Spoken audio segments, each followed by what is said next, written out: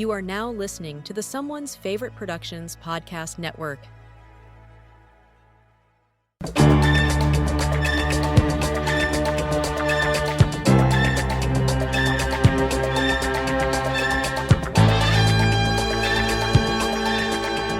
Hello and welcome back to the official Deaf Crocodile Podcast, here as always with Craig and Dennis from Deaf Crocodile. Thank you, gentlemen, for another month of excellence. And now that it's February, got a lot to look forward to. How you guys been? We are good.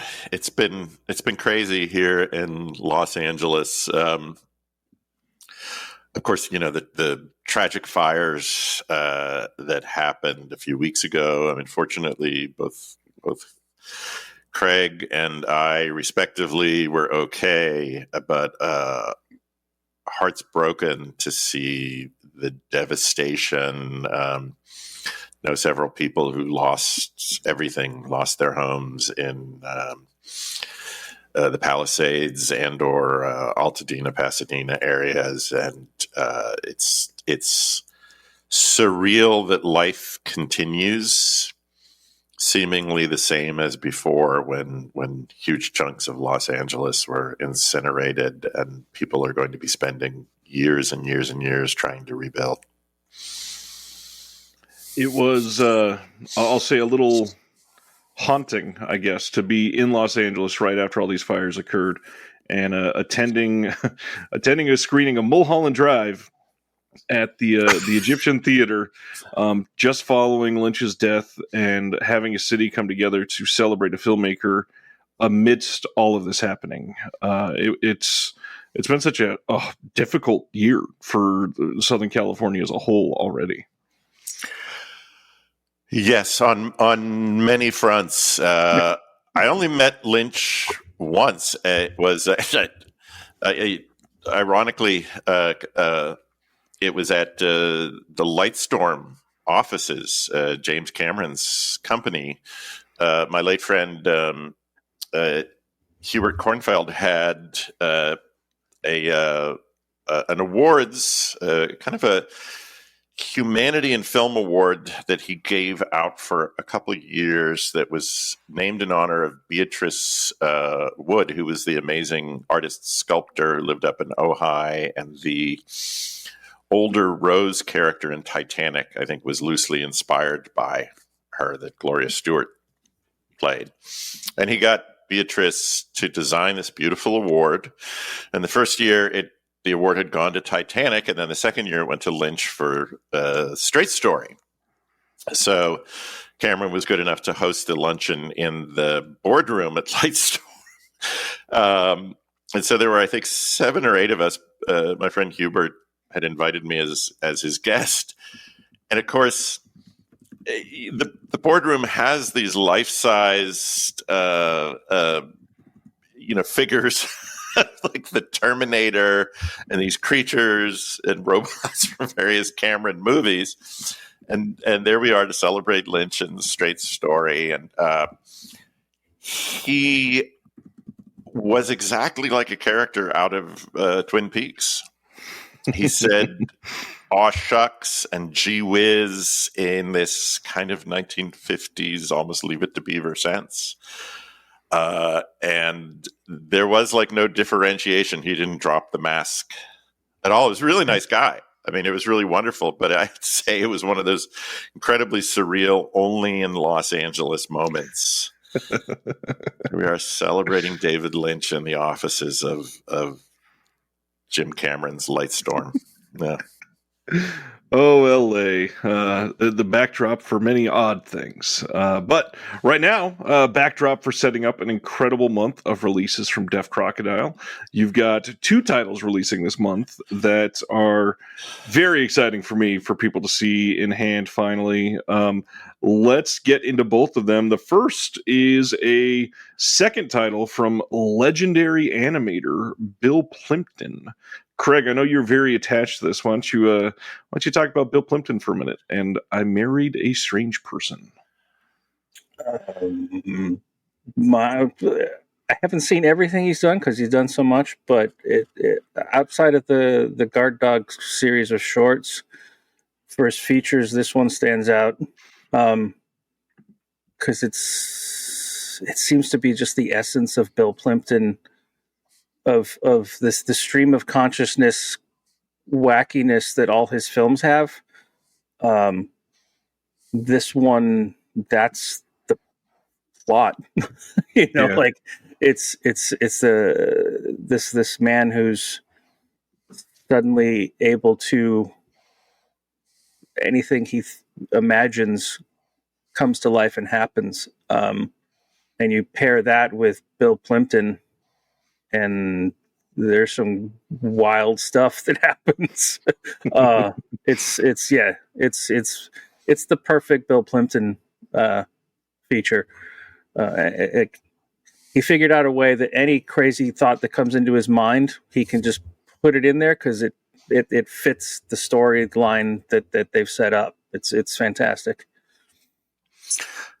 Well, and we were lucky enough to get some of the people who collaborated with Bill on his films to write introductions for us. And this release has short introductions from Patton Oswalt, who worked with him on The Loneliest Stoplight short, and from Chris Miller, from Lord Miller, and Chris is the producer-writer of the Lego Movie. Spider-Man Across the Spider-Verse has now had incredible success. And he started out painting cells on I Married a Strange Person. And basically it was like one of his first jobs in college was working for Bill. And for our next release, Mutant Aliens, we have a great introduction from Weird Al Yankovic, who also worked with Bill. So I think pretty much everyone who ever worked with Bill just has amazing things to say about the experience, as we do. I mean, we've loved working with him and his team. John Holderried in his office has been with Plimptunes for now many years, is kind of his right-hand person in terms of materials and taking care of all sorts of stuff, but also has provided voices. I think he may have even played music on some of the soundtracks. So for this release, we were really fortunate to get John, along with Adam Rakoff and James Hancock, who had done commentary for us previously on The Tune, and the three of them do an amazing audio commentary session about the making of I Married a Strange Person. We got an essay from David Levy, who wrote an entire book about Bill, and as well as an introduction from animation historian and expert Jerry Beck, who's known Bill for decades as well.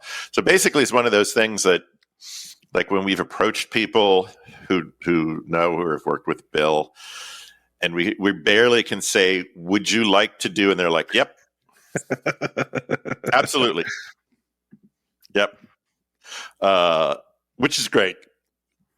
I mean, you can actually tell the level of affection and respect that people have for certain filmmakers, and I think Bill is one of those iconoclastic kind of. You mentioned David Lynch. There's actually a lot of thematic and even stylistic parallels, I think, between Lynch's vision of a kind of archetypal 1950s America and the strangeness that lies beneath the surface. Famously, you see kind of in Blue Velvet, and all through Twin Peaks and Twin Peaks: The Return. And that's very similar to Bill's vision of an America that is much stranger, sexier, more violent, more bizarre and twisted than it appears to be. Like I Married a Strange Person is like a perfect example of that, as is Mutant Aliens, which we're putting out next month. I am so glad to see more coming from him. Love everything that he's done. Followed him for years. When we first started talking about the tune coming out, I went and looked at an old bootleg I have of MTV's Liquid Television, and he's done stuff with that, and the collabs with Weird Al throughout the years, and music videos with Kanye West in the early days. He's got such a just interesting, vivid career. It's crazy to think about. We've got a spreadsheet that's a combination of data from Plimp tunes and stuff I've been able to scour from the internet. It's just so much stuff, like so many commercials. And it's funny as like finding some of the old commercials on YouTube, and I remembered the commercials from when they aired, but never tied it to of course that was clearly Bill Plimpton. Like, yeah. I wasn't aware of him at that time, so I didn't put the connection together now. And then I go back and look, and I'm like, oh, well, shit, of course that's Bill Plimpton.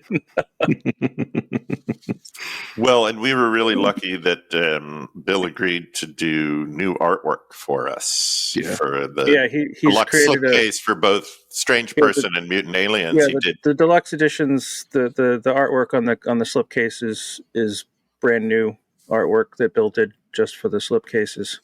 So there's new artwork for I Married a Strange Person, and next month he's got all new artwork for Mutant Aliens as well.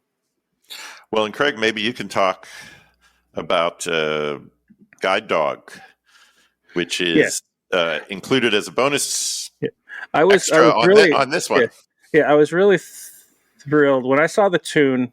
As much as I love the tune, the short Guard Dog just delighted me beyond reason. And then I think was it last year? He had a screening of his new film in LA. And so I made sure I went and saw that, and I got to finally meet Bill in person while we were there. And he always brings along stuff to sell when he's at shows or appearances. And so he had a cell of the dog, and I'm like, oh, I must purchase this. But he's like, well, that's not Guard Dog, that's Guide Dog, and I didn't realize that he had done a series of these shorts with this dog, and so I'm thrilled. I have a cell of from Guide Dog, and then for this release, it's one of the films that they hadn't had restored yet. So we got the 35 neg and got that scanned, and we've got all new restoration of Guide Dog, which it's very similar to Guard Dog. It's this adorable pug that sees a help wanted sign and goes in and suggests, he's the dog for the job, and then just horrible things keep happening.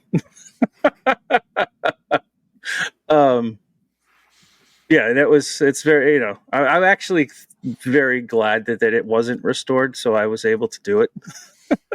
Because that was the format in which he works. That was the last piece. That was the last film that was fully, the post wasn't done digitally. Right. So even the newer stuff, he hand draws every frame, but then that's immediately scanned, and everything from that point on is digital. With Guide Dog, they were in the hybrid stage, where he would hand draw, and I think they did most all of it by hand and then scanned it, but then they did the final output from a digital file out to 35. So it was kind of an in-between hybrid model, which you'll see. I think it's Hot Dog there's definitely a different look because it was done later, where it was all the work was done by hand, but then all of the post was done digitally, so it doesn't quite have the same filmic kind of look. It's still beautiful, and he did draw every single frame. It's just a different process he did. So Guide Dog was kind of the last of the elements that there's a 35 millimeter element of. And you drove out to oh yeah, it was one of the. You should tell the story because it's kind of. It was one of the elements that they had kind of lost track of. They knew they had it. They knew it existed. They didn't know quite where it was, and it's because it had been in a vault, unclaimed, and so the archive, the vault, has basically all the orphan elements that they don't know. Nobody's come to claim. Go out to Camarillo, which is, I don't know, hour and a half, 2 hours from LA. So I drove out there to pick up the elements, and it's funny, the guy met me at the door, and he's like, "Oh, it's always a good day when somebody stops by and picks something up." He's like, "There's one more orphan found its home." Well, and then after it was scanned, it went on deposit where I think most of Bill's elements are, with the Academy of Motion Picture Arts and Sciences Film Archive. So it is now very safe and reunited with Bill's other movies. So that was also a very good,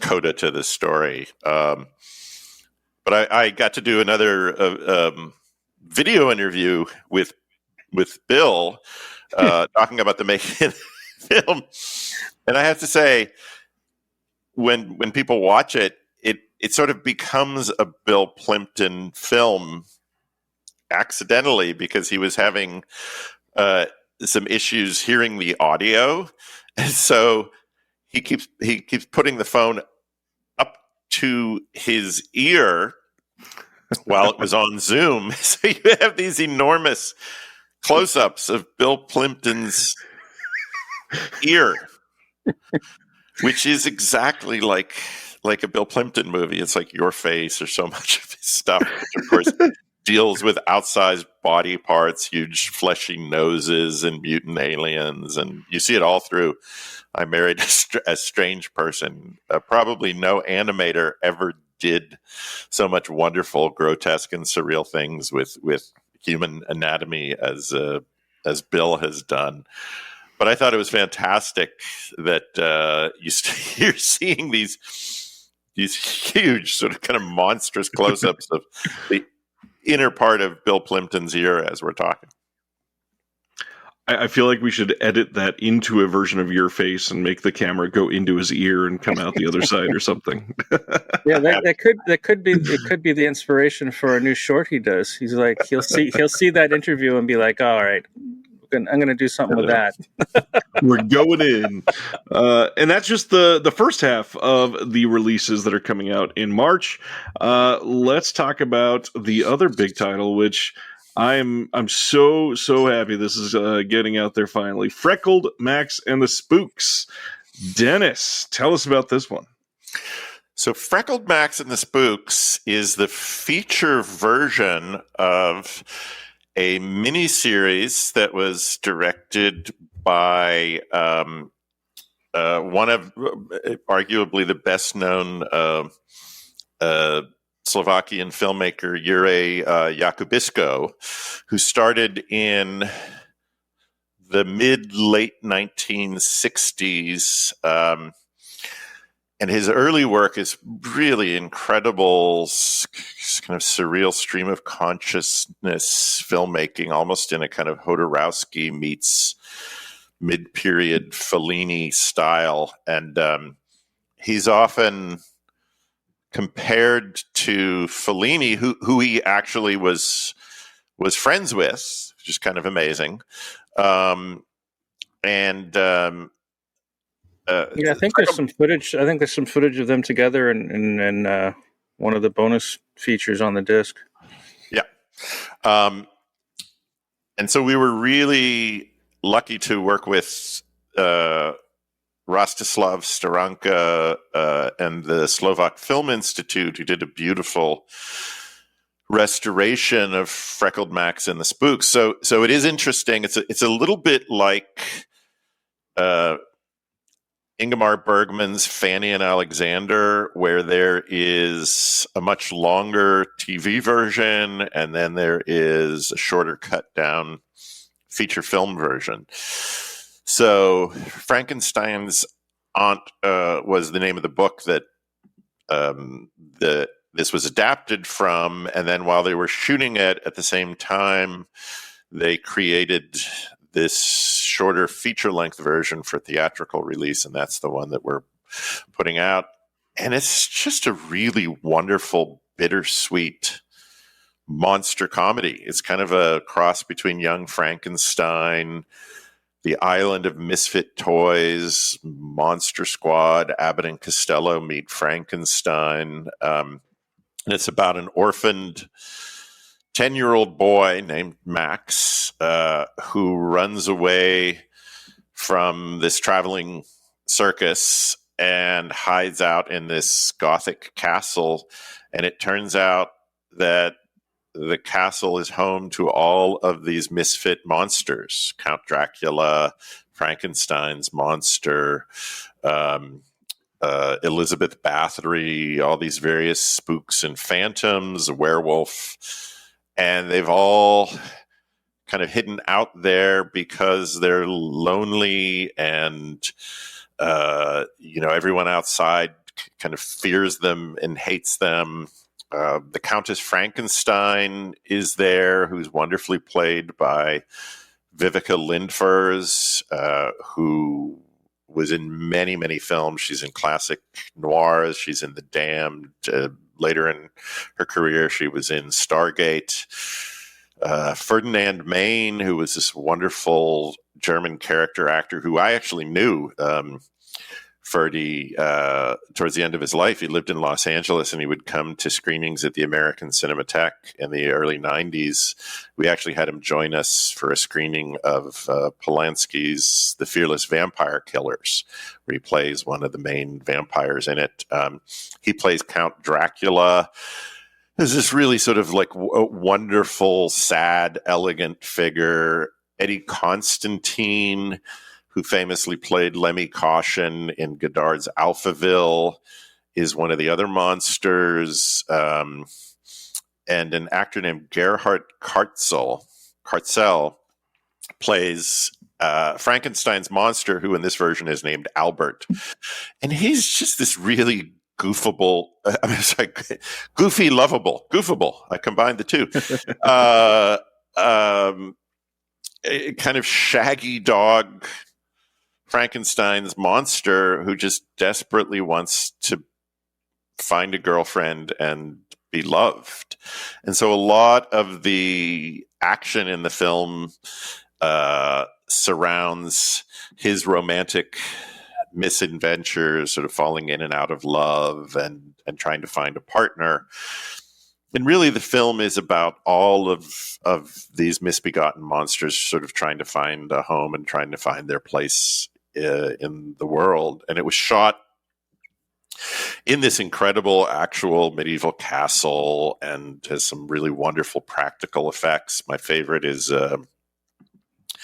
it's like, it looks like a huge kite. It's Count Dracula flying over the lake and into the Gothic castle. Yeah, I was gonna mention that because they discuss how they got that shot, and it's so simple and obvious and works so well in the film. It's kind of amazing that this is a movie that, as far as we could tell, I don't think it ever was released in the United States before, because it's got all the classic monsters.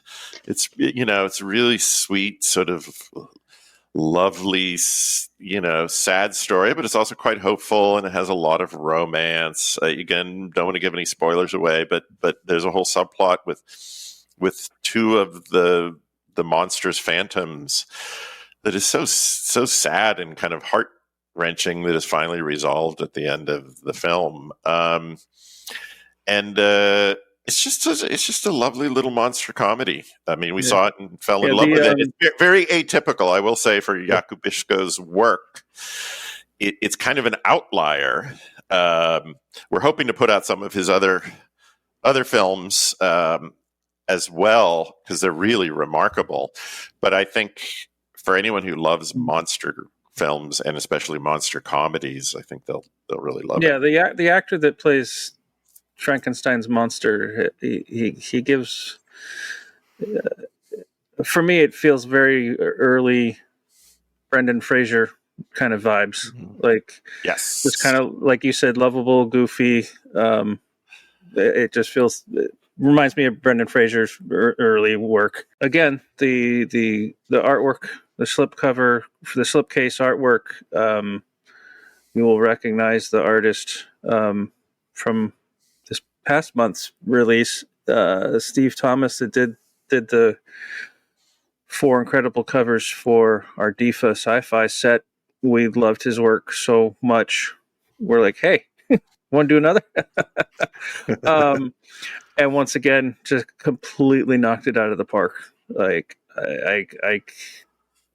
it's, we don't want to necessarily have the same artwork and artist on every release, but part of me is like, man, he's so good and quick, and he came back with a few different ideas, and we just gave him a couple of notes, and then it was like, oh wow, like, how he was able to integrate all the different creatures into the artwork subtly. I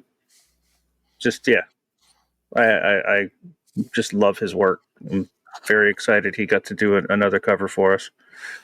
Well, and the other really cool thing is that they're kind of hidden in plain sight, but they're almost little Easter eggs in the artwork for this slipcover. They're little symbols that represent each of the main monsters and characters in the film. But if you don't know what you're looking for, you might miss them. But once you see the film, I encourage everyone to go back who gets the deluxe slipcase and then spot the little symbols in the front and back artwork that represent the monsters. And that was great. He did a wonderful design of the castle, and I think maybe Craig was the one who was like, yeah, but could you kind of find a way to work in all the monsters as well? And he did it in a really inventive way. And then, as usual, we have a bunch of great bonus features. There is a short 5-minute behind the scenes kind of mini documentary that was shot on set while Jakubisko and the cast and crew were making the mini series and the feature.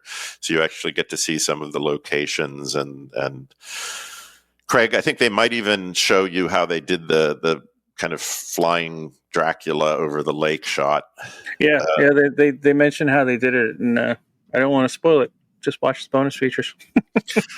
There's a wonderful 40-minute documentary called Portrait of a Film Director that was made on Jakubisko while he was shooting a slightly later film called Sitting on a Branch, I Am Fine.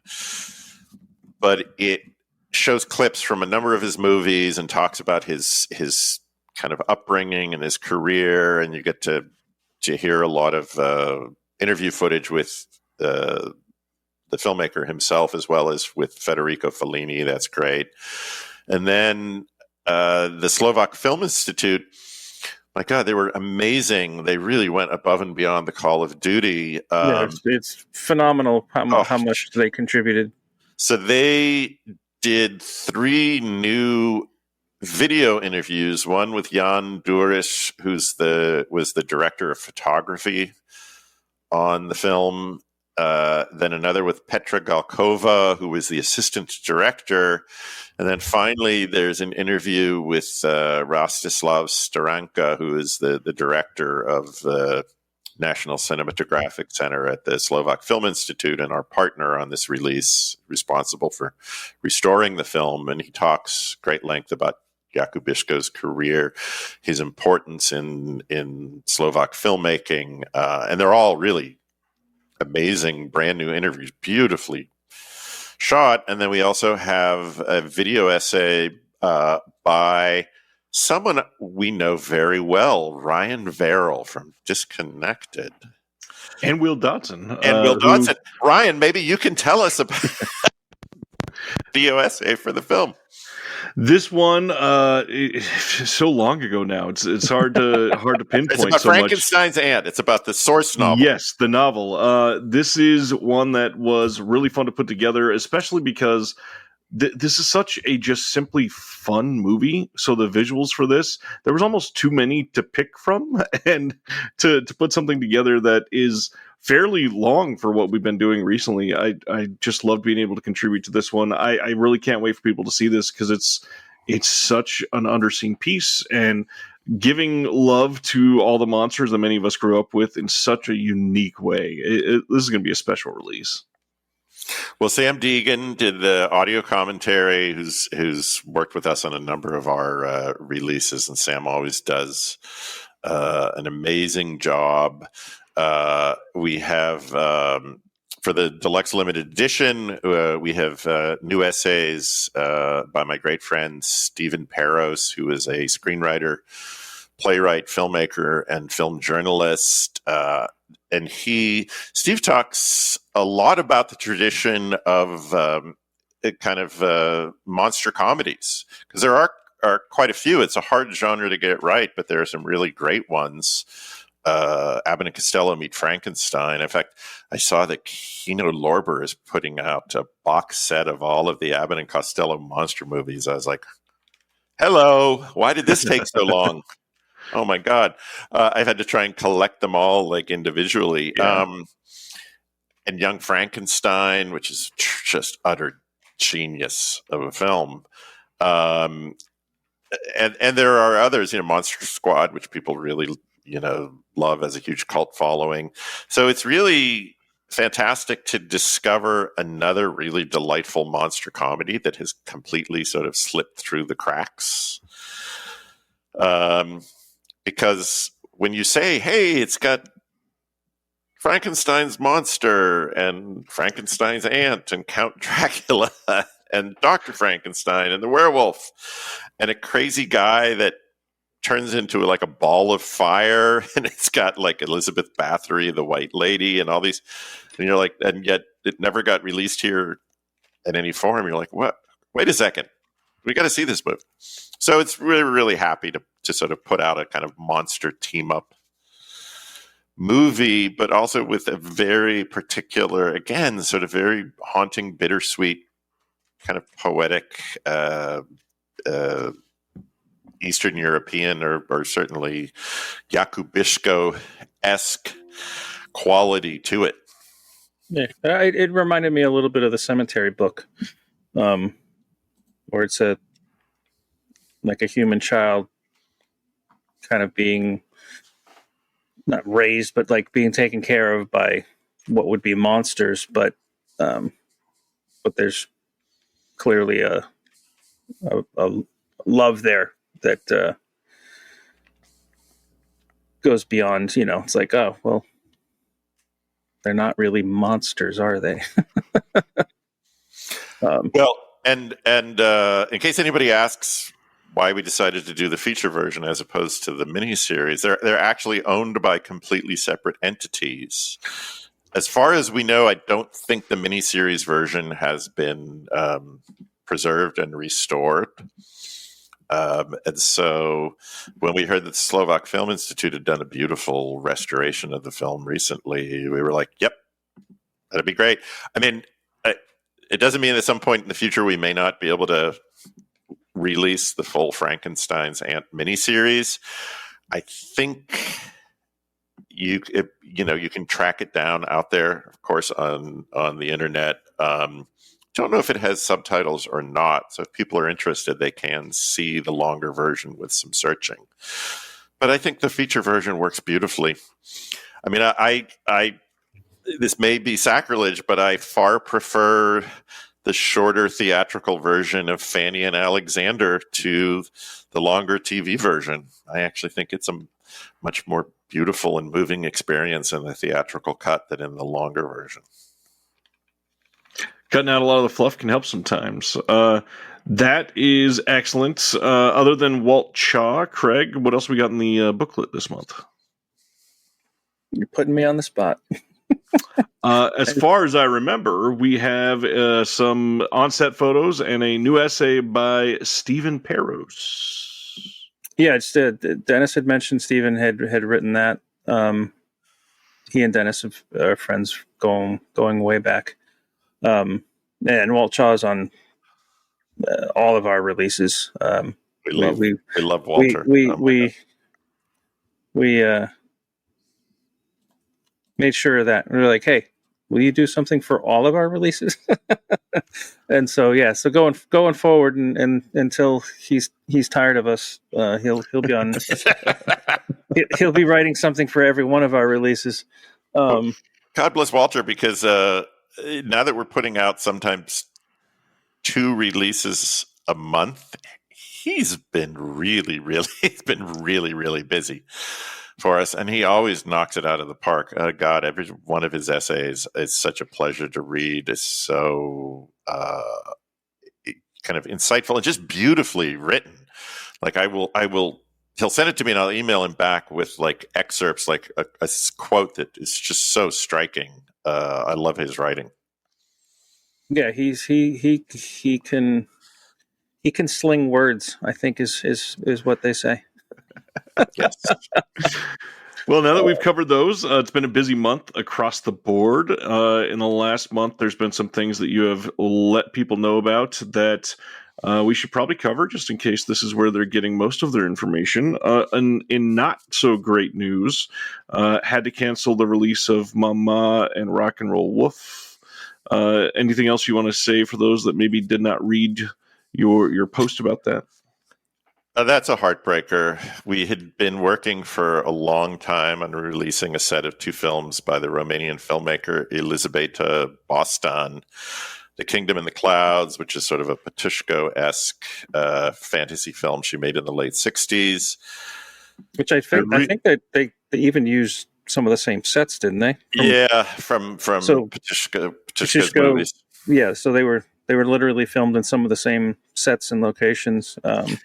And then this amazing live action musical fantasy she did in the mid 70s called Mama Rock and Roll Wolf, which is sort of a glam rock musical with all of these dancers from like the Bolshoi Ballet in these insane furry animal costumes as like a sheep and a fox and all squirrels and then at one point it's all set on skates and becomes like a Romanian glam rock ice capades. And we had the elements and we had all of the rights and we got subtitles made and it's a brand new scan from the camera Mama. negative for Mama, and then the filmmaker's family just would not cooperate. It was really heartbreaking. It's very unusual that we just could not get them to agree. So we had to put that one back on the shelf. But in much, much better news, we do have a lot of amazing stuff upcoming. We're going to be doing a number of volumes of newly restored treasures of Soviet animation from the vaults of Soyuzmult Film Studios, which is the kind of largest and longest running animation outfit in Russia. The first one, which is coming out shortly, will be sci-fi animation Roman Kachanov's The Mystery of the Third Planet, which a number of people had asked us about over the past couple of years, as well as 2 films from Vladimir Terezov, The Pass, which is incredible, surreal, sinister, animated. It's actually a long short. It's about half an hour, but it's almost like H.P. Lovecraft's At the Mountains of Madness. It's just amazing. And then another 10-minute short he did called The Return, which is also equally brilliant. And then in the summer, we're going to be putting out the second volume with 3 films by Lev Adamanov, including a newly restored version of The Snow Queen from 1957, which is one of the most famous Soviet animated features ever made, and it was a personal favorite of Hayao Miyazaki's. In fact, he said it's basically my favorite film and my destiny. When Studio Ghibli had re-released it in the mid-2000s, and he said that he almost quit being an animator. He went to work for Toei Animation in the late 50s, and by the early 60s, he was so frustrated at kind of the assembly line. And then one day, there was a sponsored screening of Adamanov's The Snow Queen, and he was so enraptured that he decided to continue in animation, and thank God, because the world would have been much poorer. Certainly the world of filmmaking without Miyazaki's. Yeah, to think that without the Snow Queen, we may not have had Miyazaki's output, but that's bonkers. And then we're also releasing The Scarlet Flower, which was an earlier film he did in 1952, which is equally astonishing. And The Key, which is a slightly later film from the early 60s, done in a completely different kind of mid-century modern, almost like UPA, Mr. Magoo, Gerald McBoing Boing style. Is just amazing. After that, we're putting out this really remarkable sci-fi romance called Sirius that we just closed a deal for, working with one of our favorite partners, the National Film Institute in Budapest. And it's from the early 1940s. And essentially, it is like a 1940s version of the great Somewhere in Time, the Christopher Reeve, Jane Seymour movie, scripted by Richard Matheson.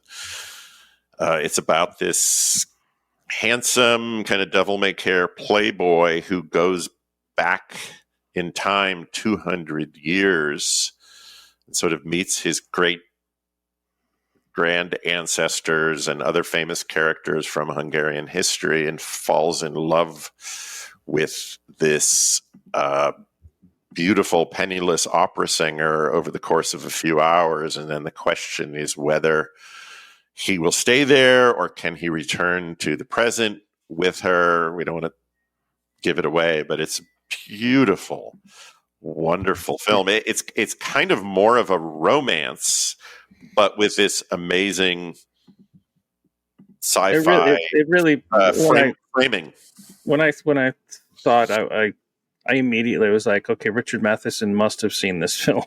Like, it's because it's such an unusual kind of plot idea, and it's, the basis of it is pretty much exactly the same as Somewhere in Time, which is a personal favorite film of mine. So yeah, and Dennis and I, this is a film where Dennis and I kind of went back and forth a little bit, because there was the question of, like, is it a Deaf Crocodile film? Which we came to the conclusion that the only thing that really defines a Deaf Crocodile film is that Dennis and I both like it. Yep. So a lot of, for our first year or so, we were like, oh, they're the company that puts out all those Russian films. Now everyone seems to refer to us as like, oh yeah, they're the only boutique label that they do all the animation. But yeah, we're not that easily defined. Well, and then we just closed a deal. I don't think we have mentioned this anywhere. A wonderful Danish filmmaker named Reinert Kill. I was wondering where you were going, because we've been signing so many deals lately. I was like, which one is he talking about? Came out of the blue. Said, I love your releases. Here's a list. It's a long list of some of my favorite, really obscure movies. And would you consider releasing any of them? And 3 of them are this incredible trilogy of essentially new films by an Austrian filmmaker named Norbert Pfaffenbichler. And I absolutely just love that name. It is so great. This trilogy of feature films will utterly blow people's minds. They are a combination of avant-garde cinema, post-apocalyptic, subterranean, sci-fi horror, mutant monster action, silent cinema techniques. All 3 of these feature films are shot without dialogue. And color with different color tinting, like old silent movies. They're all shot in these endless underground labyrinths, most of which were abandoned World War II bunkers in Vienna.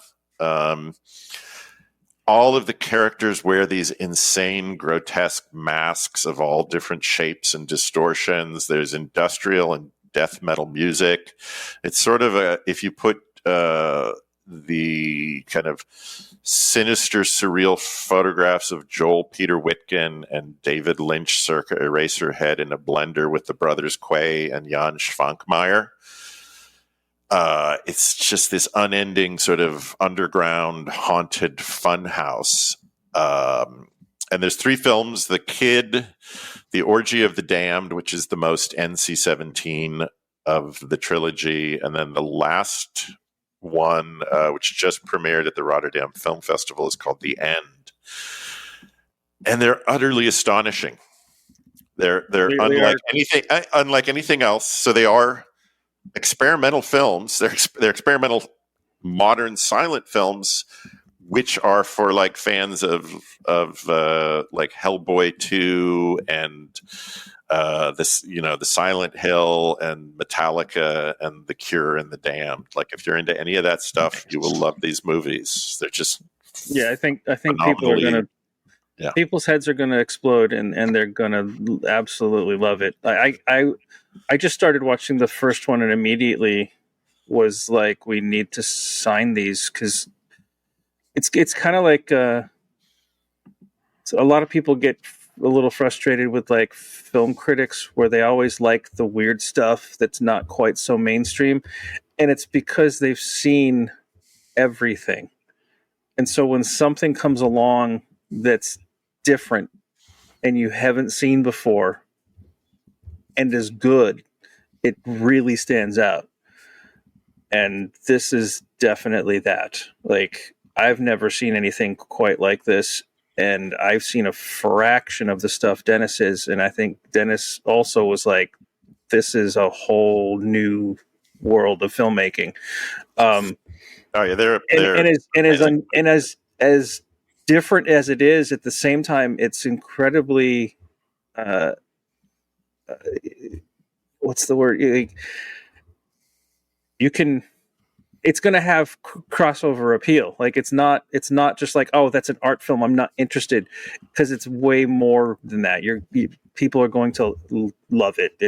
I'm very excited. I'm probably more excited about this release than I have been in a while, because it's so different. I mean, this is going to be one of those films. This is going to be one of those films where people need to just like, they put in the disc, they turn off the lights, they crank the volume up really loud, and just sit in the chair and just live in it. It's. And I bet that most people are going to want to watch all 3 like in one, like marathon, because they're really amazing. I sort of describe it as Mad Max run amok in the Mutter Museum. If you could sort of imagine that. There's so much beautiful, strange, and grotesque imagery in the movies. There's some beautiful stop motion animation. They really are, like I said, if you're a fan of like the Brothers Quay or Jan Schwankmayer's work, I think people will really love these films as well. So, and they're still deeply rooted in silent cinema. I mean, the first film of the trilogy is called The Kid because it's based on Charlie Chaplin's The Kid. It's incredible. I saw an interview with the director on YouTube, and he was basically saying like all his storytelling. He's like, it makes more sense silent. Like I can tell the story in visuals. The whole thing are shot without sound. Like it's all put together visually. Which you kind of forget about very quickly, that there's no dialogue in the movies. It's kind of amazing that he was able to adapt so much of silent cinema's techniques. And it's such a beauty of silent film and you just forget about it and you're like sucked into. Well, because it's such a weird, like apocalyptic world that it's set in, that the fact that no one talks almost seems like, well, that's just because this is the world we're in. Right. It's not that like, oh, everyone, like we're a silent film, you just see everyone talking, but you don't hear it. Like, no, this feels much more like, no, that's the world that we're watching. They're just incredible. Well, and I think this is a really good moment for these films as well, because they're set in this really oppressive police state that is ruled by fear and oppression, and all of these sort of deformed, monsters are the kind of downtrodden proletariat that occasionally try and rise up against, the oppressive, police force that is constantly literally clubbing them into submission. And there is there's a kind of leitmotif or a running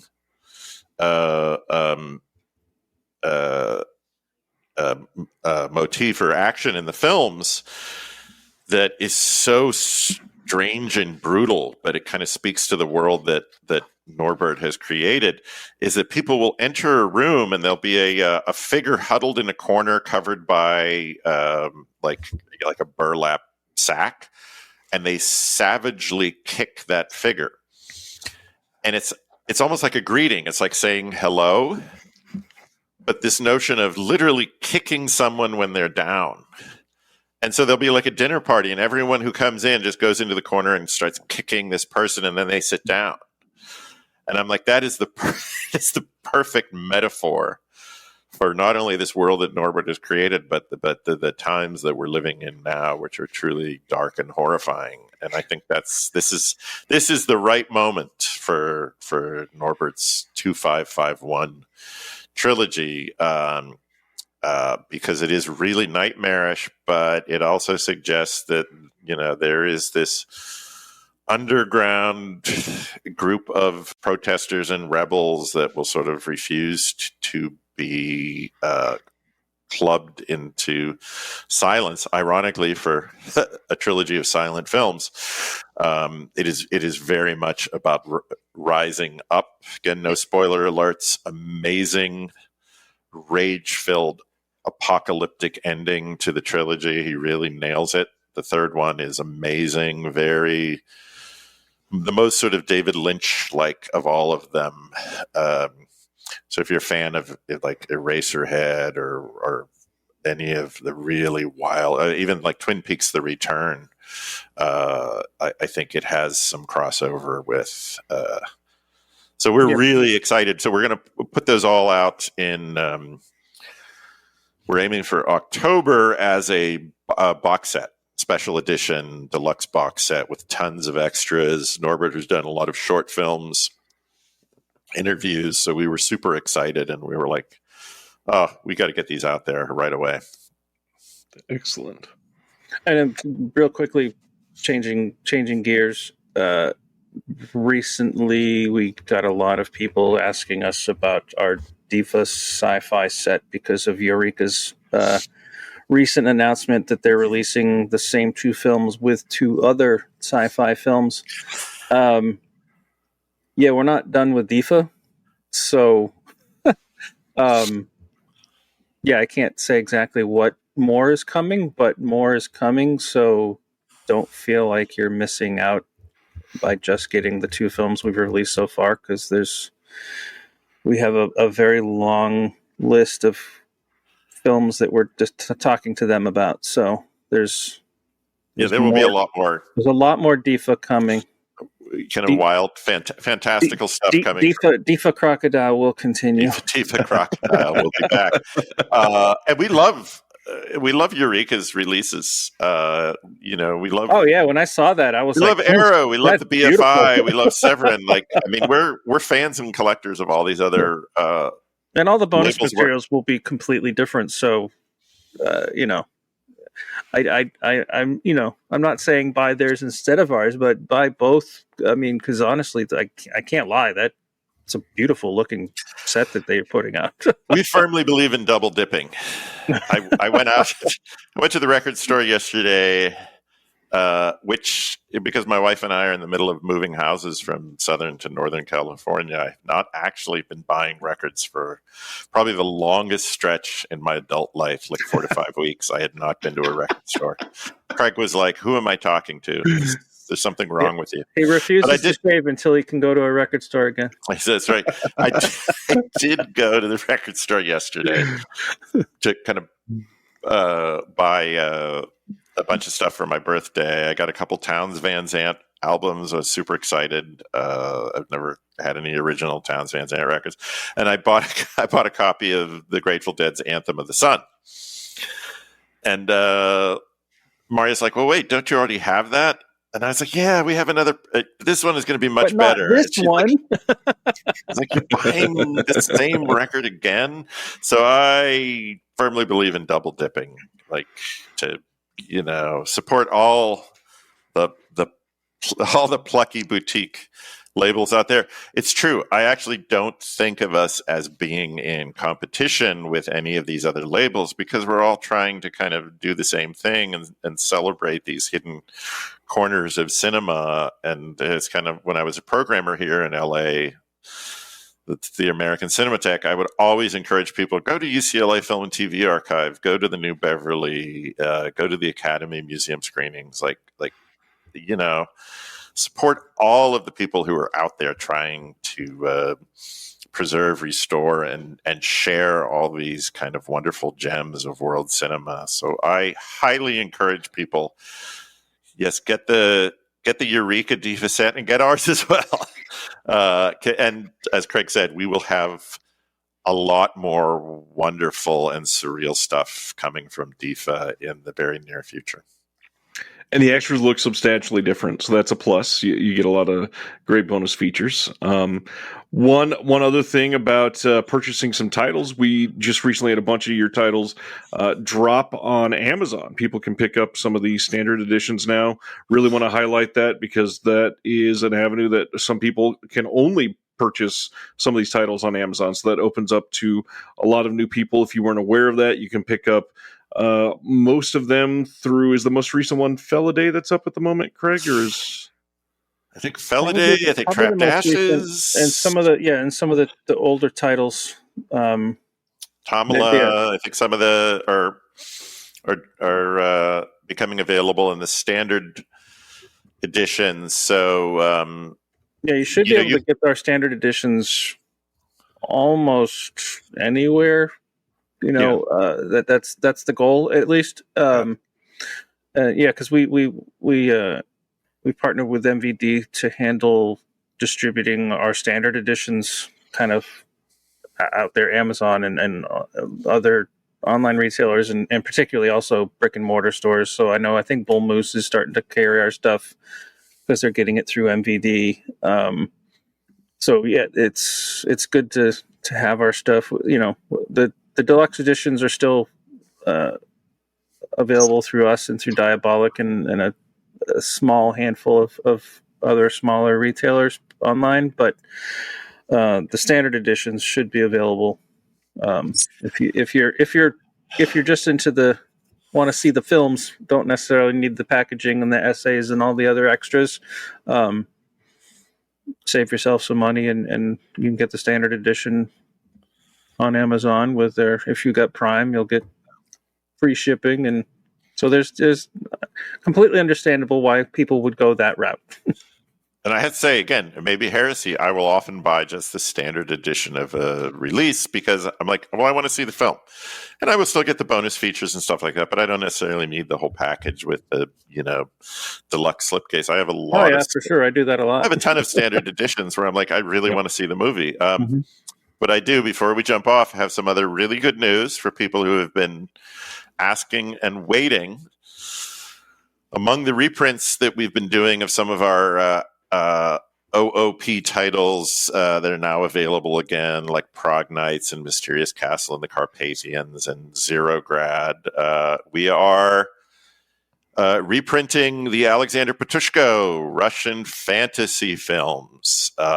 So they will be available again in individual standard editions as well as a special Fantastica box, different than the Kickstarter exclusive, but equally beautiful, containing Ilya Muromets, Sampo, The Tale of Tsar Sultan, and Ruslan and Ludmilla. So they are in the works. Yeah, hopefully right now, and hopefully by May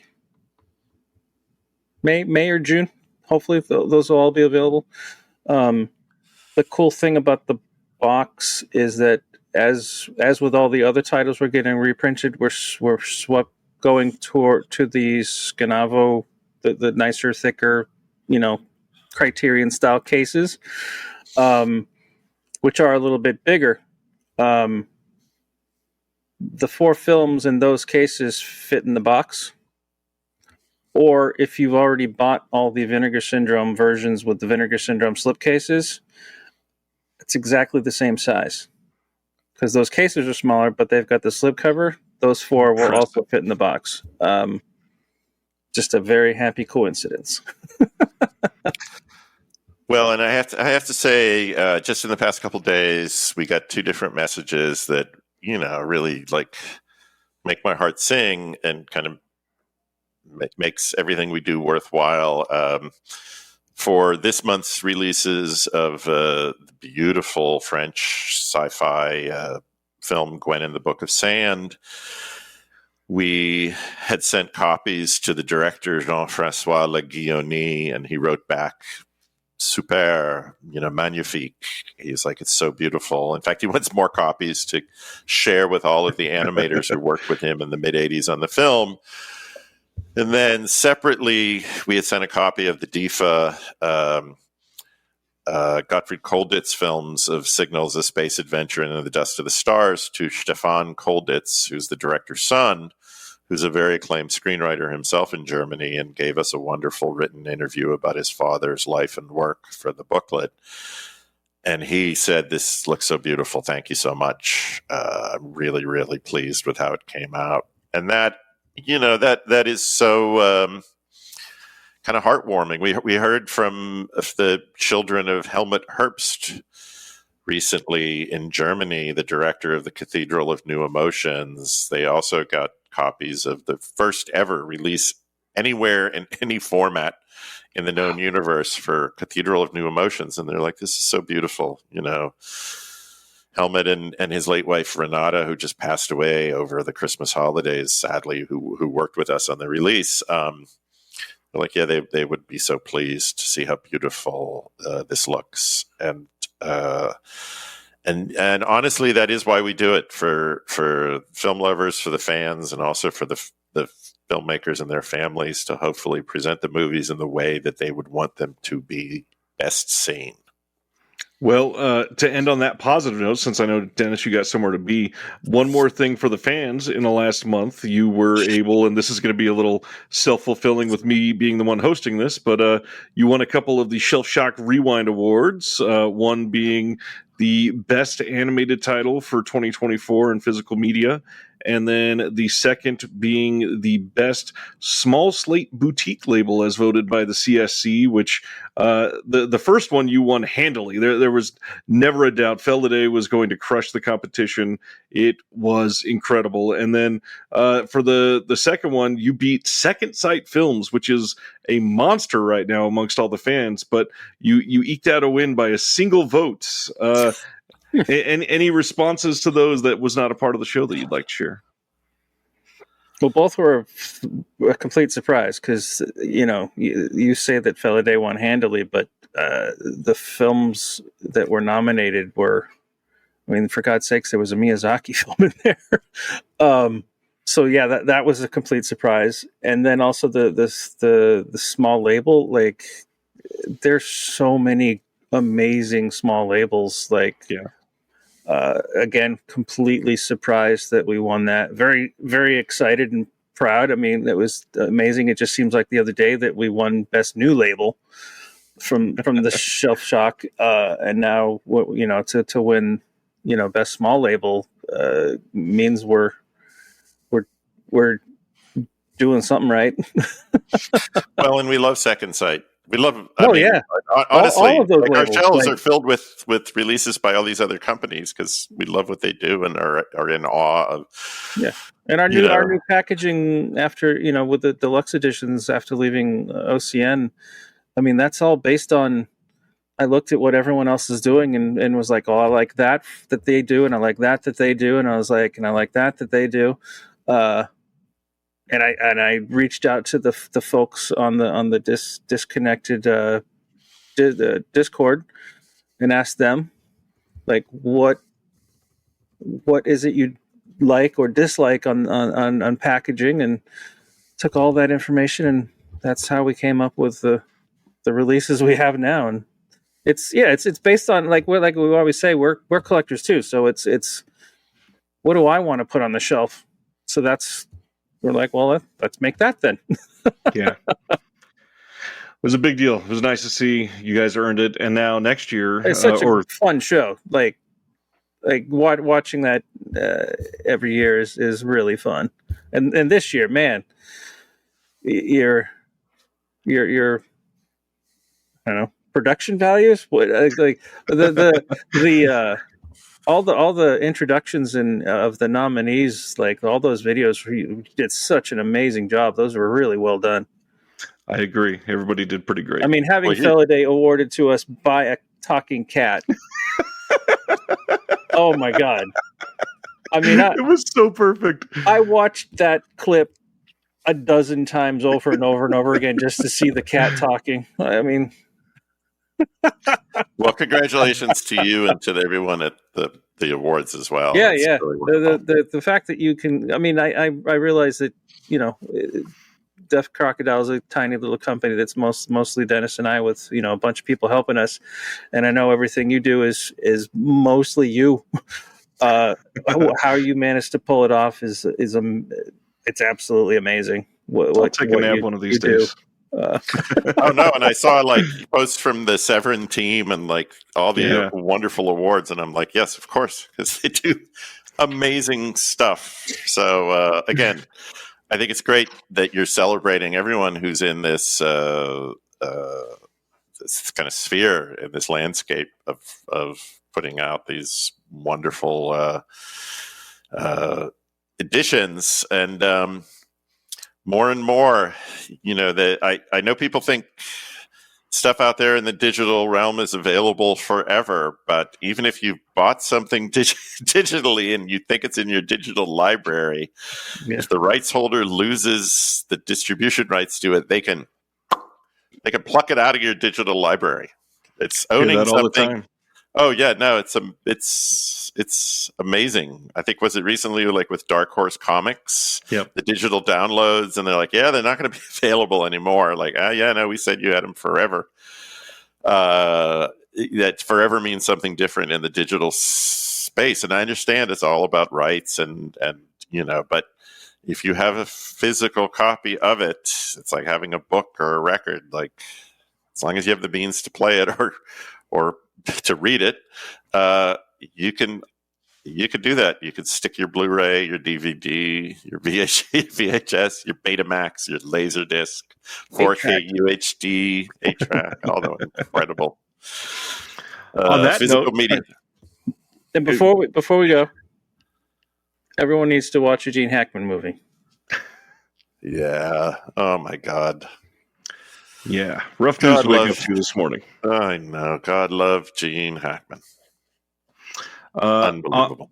On the note of physical media, we will say check out the announcements coming out in March, getting announced here at the end of February. You got I Married a Strange Person Blu-ray and Freckled Max and the Spooks Blu-ray, both available to order now from Diabolic DVD, Amazon, MVD, Orbit DVD, Grindhouse Video, Atomic Movie Store, like 1,900 different places. Go buy some movies.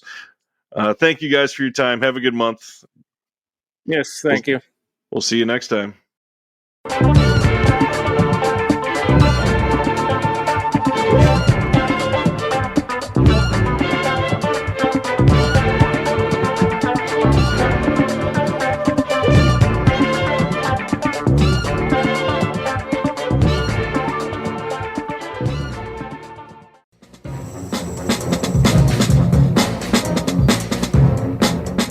Hello, this is Aaron West. I am the author of the A24 New Wave.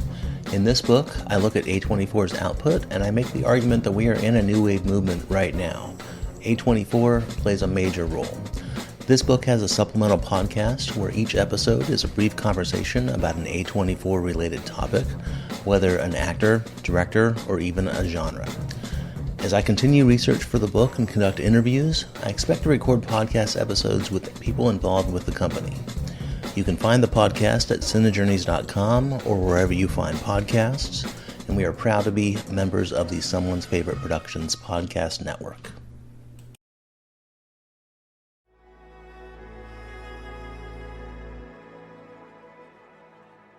Thank you for listening. To hear more shows from the Someone's Favorite Productions podcast network, please select the link in the description